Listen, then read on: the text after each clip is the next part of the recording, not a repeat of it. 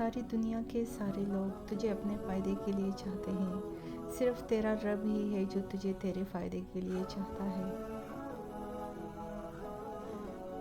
توبہ کرنے میں تاخیر نہ کرو، کیونکہ موت اچانک آئے گی۔ غریبوں کے ساتھ بیٹھا کرو تاکہ تم شکر گزار بنو۔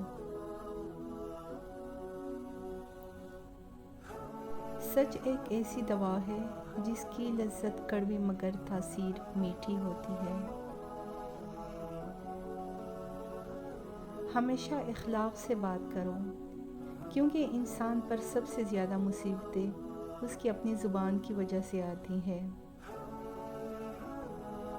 اگر کوئی تم سے اچھائی کی امید رکھے تو اسے مایوس مت کرو، کیونکہ لوگوں کی ضرورت کا تم سے وابستہ ہونا تم پر اللہ کا خاص کرم ہے۔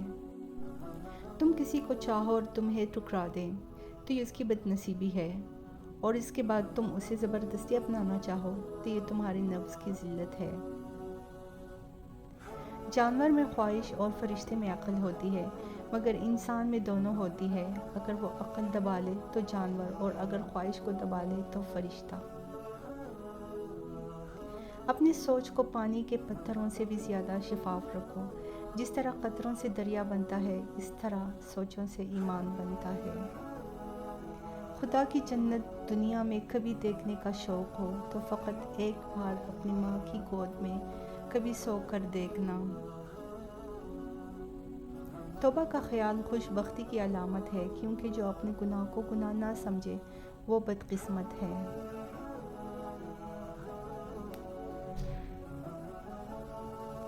اگر خوش رہنا ہے دوسروں کو خوش کرنا سیکھو۔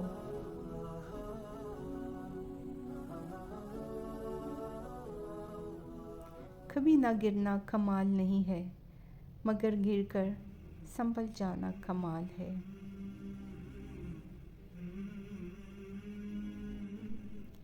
جس نے رب کے لیے جھکنا سیکھ لیا وہی علم والا ہے، کیونکہ علم کی پہچان عاجزی سے ہے اور جاہل کی پہچان تکبر سے ہے۔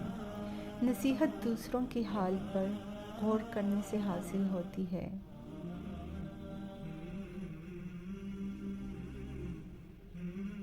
کسی کے بارے میں برا مت سوچو، ہو سکتا ہے وہ خدا کی نظر میں تم سے بہتر ہو۔ کامیابی صرف ایک ہی ہوتی ہے، اپنی زندگی کو اپنے انداز میں گزارنے کے قابل ہونا۔ آپ کی سلطنت آپ کا ذہن ہے۔ جس طرح بادشاہ اپنی سلطنت کو چلا سکتا ہے، اس طرح آپ بھی اپنی سلطنت کو کنٹرول کر سکتے ہیں۔ جس شخص کے دشمن نہ ہو اور سب دوست ہو، اس جیسا منافق کوئی نہیں، کیونکہ دشمن اس کے ہوتے ہیں جو حق کی بات کہتا ہے۔ دوست کی غلطی ریت پر لکھو تاکہ پانی سے مٹا دے، اور دوست کی احساس پتھر پر لکھو تاکہ کوئی اسے مٹا نہ سکے۔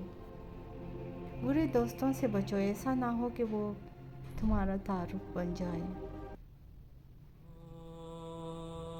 جس دن تمہارا وفادار دوست تمہیں چھوڑ کر چلا جائے تو سمجھ لینا تمہاری آدھی زندگی ختم ہو گئی۔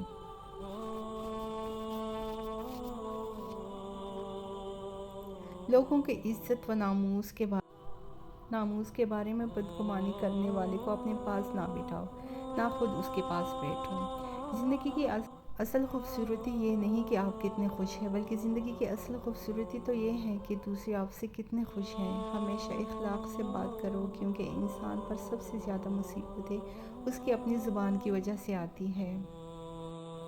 جو شخص دوسرے کے رازوں کو کھریدے گا تو خدا اس کے رازوں کو فاش کر دے گا۔